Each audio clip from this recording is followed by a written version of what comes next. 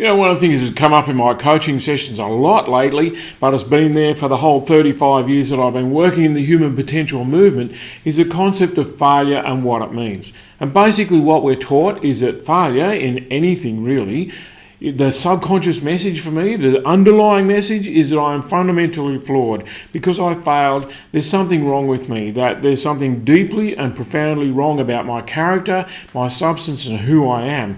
And so the message that we give ourselves about failure is that I should not have failed, I should have been better than that I'm somehow diminished, that the failure is an external signal of my internal weaknesses, and that I should hide that failure, and I should make sure you don't find out about it, because if I'm ashamed of it because of these messages about myself, then surely you would think that I'm somehow less of a person. And so we tend to cover up around our failures. We don't want to share them, we don't want to talk about them, we're afraid of the judgment that comes with that. Like I said, that judgment is a version of, we expect that other people will judge us the same way that we would. So it's actually like a reflection of what's going on inside. There are also external messages that are quite valid. Failure quite often means something expensive happened. We've lost some money. Maybe even worse, we've lost some time.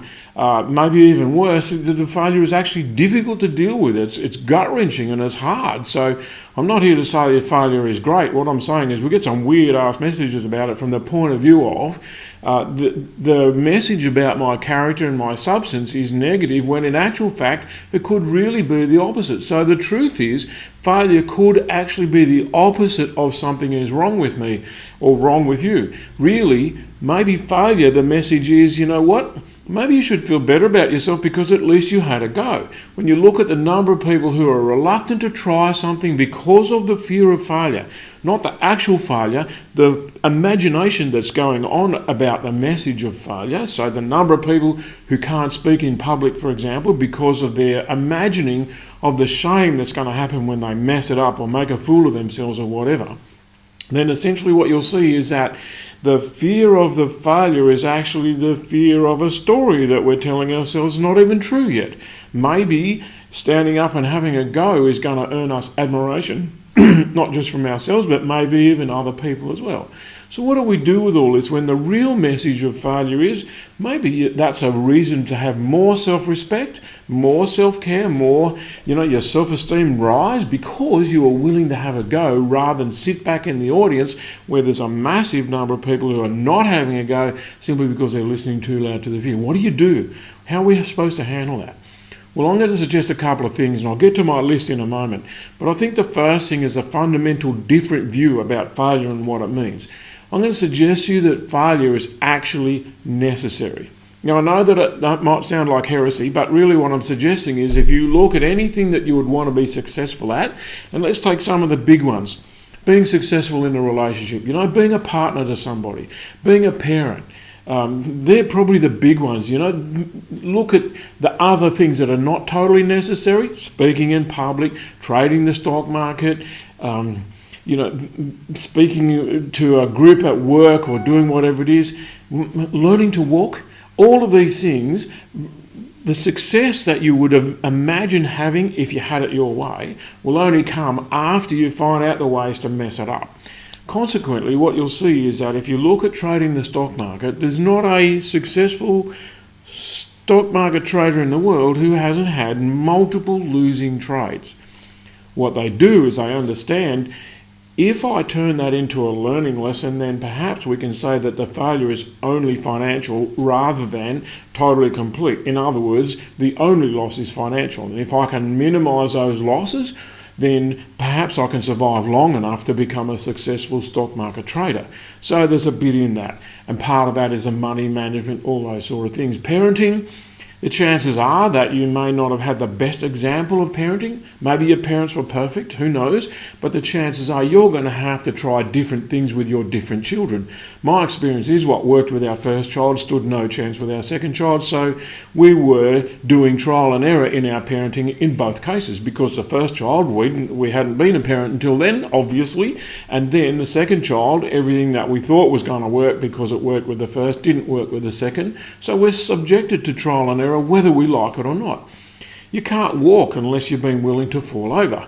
I've got a 2.5-year-old granddaughter at the moment who's just got through the learn to walk stage and is running, and the running is inducing lots of falling over. So we've got lots of tears and lots of weeping and wailing and lots of, the world's come to an end because I fell over, all those sort of things. But that's how she's learning to run.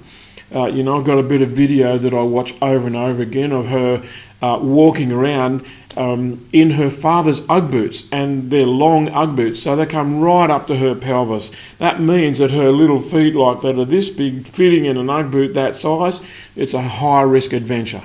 But is she having fun? Yeah. Is she going to fall over? Well, not so far. But is she going to? Most likely. So what's happening is she's pushing the boundaries, and as she pushes the boundaries, she learns more about balance and how to work things, and how things that you can't feel might bump into each other, like the Ugg boots, and trip her over, those kind of things. So trial and error is actually how we learn how to do anything, whether it's speaking in public, whether it's being a good partner, whether it's trading the stock market, whether it's learning to launch a new business or new relationship, or anything in life really. Failure is a necessary part of success. So we would say, why don't you learn to fail fast? Because if you can turn the failures into lessons, then you can fail quickly towards success. But of course, if you're going to take each of these failures personally and mourn the loss of character and the loss of your substance, well, you're going to want to fail slowly, and that means you're going to learn slowly. So what do? Well, I've got a 5-step formula that I'm going to recommend to you, and this is not guaranteed to work all the time or every time, but it's guaranteed to work over time. In other words, over a period of time, if you're willing to put this formula to work, you're going to accelerate your learning, which means you're going to have less failure to deal with, or the failure in your life is going to have less impact. Either way, you're going to be better off. So what are the steps? Number one, when you do have a failure, it's worth acknowledging the failure, and it's worth weeping like a champion. Like my 2.5-year-old granddaughter, when she falls over, there's no holds barred, mate. She really lets it rip. In other words, she fully experiences the devastation that happens. We actually need to go into that feeling rather than push it down and say it didn't happen and say I'm okay and tough our way through it. What that means is we don't actually get the lesson from the failure in terms of how devastating it can be. Most people think that if they feel the devastation, that's going to be the end of their life, and that their self-esteem is going to be permanently diminished. It's actually the opposite, because if you can get into it and do it properly, you can have a proper weeping and wailing, maybe even a celebration, maybe get some friends around and have a weep and a moan, and you can all cry about things that have gone wrong and get it over and done with, because that's the first thing, is to actually acknowledge what's happened. Don't try and ignore it. Don't try and make it go away. It happened, mate. So get on with it and feel bad about it. Not for the rest of your life. Just for an hour or two or a day or a week or whatever is relative to the size of the failure. That's the first thing. Firstly, acknowledge it and get into the weeping and wailing. Secondly, get that over and done with and start to seek the lesson. What has this come to teach me? What is the lesson in this particular event? You can stop calling it a failure now, because as you seek the lesson, what you're saying to yourself is, I'm going to turn this from the standard label, which is failure, into a lesson, because if I get a lesson, my life is improved. Because if I can apply that lesson further in my life, then my life's going to be improved. So step 2 is, what is the lesson?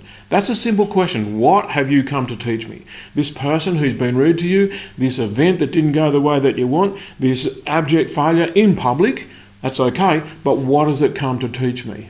Remember, if it's in public and it's confronting, more weeping and wailing, but get that done with. That's step 1. Step 2 is, what is the lesson? So step 3 is, how do I share that lesson? Because you see, the more I take that lesson in life and go out there and share it with the people I care about, that not everybody, don't put an ad on the side of a bus, right? But there are people you know and love and care about you who you can share your lessons with and tell them where it came from. And it came out of this thing that didn't go the way that I wanted it to go. And it was horrible and blah. But guess what I learned? Because the more you share it, the more you reinforce the lesson, the more you're actually teaching yourself. It looks like you're sharing it with your friends, which you would do out of compassion and care and love. But in actual fact, what you're doing is you're teaching yourself over and over and reinforcing it. That makes a lesson permanent rather than, I've got to remember that. Remember every time you do that. That takes us to step 4, and step 4 is reframing the failure into a learning thing. In other words, it was great that this happened. Why is it great that this happened? Well, it's not great that I lost a heap of money and a lot of time and a few friends. What's great is that I learnt this lesson that's going to turn my life around. There's lots of examples about that. I remember talking to a friend a while back who had a business doing 50 million a year, and it went belly up, lost a fortune, lost a wife, lost some friends who went with a wife. You would say it was an absolute disaster. And he said to me, how am I supposed to turn this around? I said, you've got to look for the lessons. He said, how do I do that? I said, grab a pen and paper, go and sit down there on the riverbank and think about your always and never. What would you always do in the future, and what would you never do again relevant to this thing, so that you've got something to take forward in your life. And he came back a couple of hours later and he said, you're a genius. Once again, people call me a genius because of what they did. So he comes back, calls me a genius. I said, why am I a genius this time? And he said, because I've got my list of always and nevers. And he had 3 years off recovering. That's the weeping and wailing. So he had 3 years of not doing anything. After that, he got bored and decided to go back into business with his new wife in a new town, in a new industry. And that thing's taken off and gone like crazy. But when I visit him in his office, what I see is that piece of paper in a frame behind him on the wall, and every now and then he gets that piece of paper and pulls it out of the frame and adds another rule to it, another always and another never, or maybe just one of those two things, and that thing's a growing document. So he says that business failure was one of the best things that ever happened to him. He got rid of a wife who wouldn't stick with him when things were tough. He got rid of a business that was not really going to go any further than it was going to, and now he's got a new, passionate, brilliant, supportive, loving relationship. The other one was never going to get there. The new business, more fun, more excitement, more income, more everything. And so he can say, I'm now reframing that. At the time, it was a disaster. But my view of it now, given the perspective of time, is that's one of the best things that happened to me. Why? Because I reframed it and I got the lessons out of it. So that's step number 4, is reframing it. Step number 5 is actively deciding how you feel about it.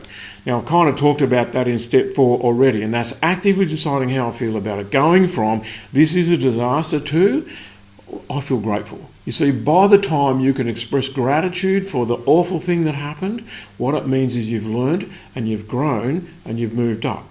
So time for you to apply all of that. I'm going to say the 5 things quickly so you can remember them. Then it's time to get on with it. So when disaster happens, or failure, whatever you want to call it, number 1, acknowledge it, fall over in a heap, weep, wail, do whatever you want, celebrate, have a party, have a drink, don't drink too much, but get on with it. Number 2, seek the lesson. What does this come to teach me? Number 3, share the lesson so that you're multiplying its effect by the number of times you tell it because of the reinforcement. Number 4, reframe the failure into something positive. And number 5, decide how you feel. That will work. Like I said, not all the time, not every time, but over time, that'll work. Give it a go.